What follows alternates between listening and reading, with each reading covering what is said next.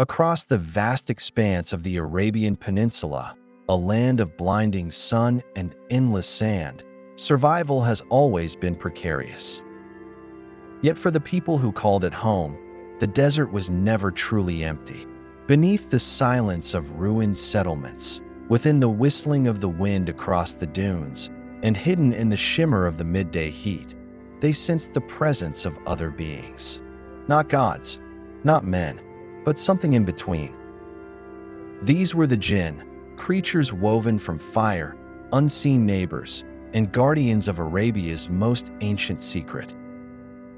For thousands of years, they haunted the imagination of tribes and poets, feared and revered in equal measure. Long before monotheism redefined the spiritual landscape, belief in the Djinn shaped how Arabs understood nature, fate, and even the boundaries of sanity. Welcome to Dark Folklore, where we uncover the myths that refuse to die. Tonight, we reveal the complete history of Arabia's oldest secret. To the Bedouin, the desert was both cradle and grave. Every step into its empty wilderness carried unseen risks: sudden illness, a sandstorm rising out of nowhere, the cry of a beast in the dark. The Djinn offered an explanation. They were the restless powers of the land itself, embodied in invisible form. They were thought to organize themselves like humans, tribes with elders, clans with rivalries, blood feuds, and alliances. To harm one Djinn was to provoke an entire invisible community. Encounters were dreaded but inevitable. A snake slipping into a tent, a sudden whirl of dust spiraling across the road, or a stranger whose eyes glowed unnaturally. All could be a Djinn in disguise. Travelers muttered charms for safety. Entering a cave or ruin, they would announce themselves with words of respect, asking permission lest they trespass on Djinn territory. The practices were not superstition in their eyes, but survival. The Djinn were not only feared as predators, they were also believed to be muses and teachers. Every poet of renown was said to have a personal Djinn companion who whispered verses into his ear. The most dazzling poetry of Arabia was thus half human, half otherworldly, infused with inspiration that came from the unseen. Soothsayers, too, relied on Djinn. In moments of trance, their oracles, cryptic and rhyming, were believed to be the voice of a spirit speaking through them. The Djinn knew secrets. They moved swiftly, heard whispers carried on the wind, and revealed knowledge beyond mortal reach. In a culture built on oral tradition, their influence was everywhere, in art, in law, in prophecy. When Islam emerged in the 7th century, it did not erase the Djinn. Instead, it reframed them entirely. The Qur'an addressed them directly, affirming their existence but placing them firmly within God's creation. Humans were made from clay, angels from light, and Djinn from smokeless fire. Crucially, like humans, they possessed free will. They could choose to believe or reject, to obey or rebel. And for their choices, they too would face judgment in the afterlife. This was revolutionary. The Djinn were no longer just spirits of desert winds or ruins.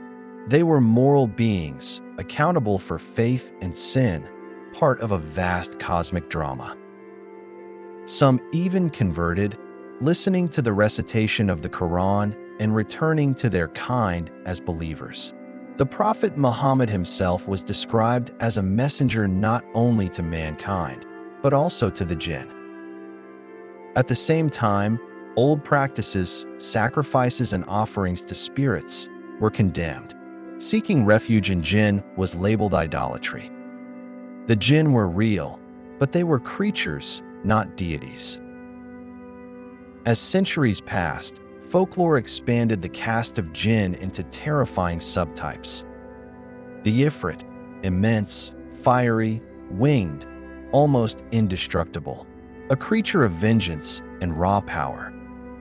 The Marid, proud, rebellious, and often linked to wish-granting tales, bound to bottles or lamps only by force or sorcery. The Ghoul, shape-shifting predator, haunting graveyards and deserts, luring travelers in the guise of beautiful women before devouring them. The Selah, enchantress, treacherous and mesmerizing, a reminder of the dangers of beauty that conceals death. These were not abstractions.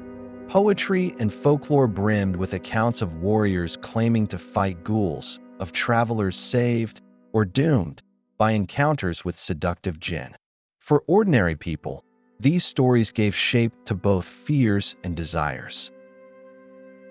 Among all figures tied to the Djinn, none looms larger than the prophet King Solomon. According to Islamic tradition, God granted him dominion over the Djinn. They became his builders, divers, and soldiers. With their labor, he raised mighty works of stone and copper. Legends tell of rebellious Djinn trapped in brass vessels, sealed with divine names, cast into the sea. From here, the myth of the genie in the bottle spread across the world. Solomon's ring, said to bear the power to command spirits, became a symbol of ultimate authority over chaos itself. But even Solomon's power was not absolute. Stories warn of a Djinn who once stole his throne, reminding believers that such dominion was a gift from God, not the result of human sorcery. The most intimate and most feared interaction with Djinn has always been possession. When someone's behavior changed drastically, when voices spoke through their lips, when they recoiled violently at scripture, it was often diagnosed as a Djinn taking control. The cure was not pagan ritual, but Qur'anic recitation, verses of power like Ayat al-Kursi, or the closing chapters seeking refuge from evil. Exorcisms were battles of will, the afflicted convulsing as the spirit within fought back. Sometimes the Djinn claimed to possess a human out of spite, other times, disturbingly, out of love. To guard against such threats, Muslims integrated protective habits into daily life, invoking God's name before eating, before entering a home, before undressing. These simple acts were shields, weaving divine remembrance into the most ordinary routines. In the mystical tradition of Sufism, Djinn took on symbolic weight. They were seen not just as external beings, but as mirrors of the human soul. The rebellious Iblis, leader of devils, embodied pride and arrogance, qualities every person must confront within. The tales of Solomon mastering the Djinn were read as allegories for self-mastery, the enlightened soul commanding its own chaotic passions. Here, Djinn were both literal and metaphorical, a reminder that the greatest battle is not against unseen spirits, but against the darker impulses of one's own nature. Time carried the Djinn far beyond the desert. Through translations of 1001 Nights, they entered global imagination. In the West, they transformed. The terrifying Ifrit became the comical, wish-granting genie of Aladdin, a figure of humor and fantasy rather than awe. Modern horror films flipped the script, portraying Djinn as demonic monsters, stripped of nuance, useful for jump scares rather than theology. Fantasy games reimagined them as elemental beings: fire, water, air, and earth. Each adaptation reshaped them, reflecting less of Arabian tradition and more of contemporary fascination with magic and fear. And yet, belief in Djinn is not confined to history or fiction. In villages, families still whisper protective prayers. Online, videos of exorcisms attract millions of views. The idea persists because it resonates with something deep in the human condition, the sense that we are not alone, that behind every unexplained sound or sudden misfortune lurks a hidden agent.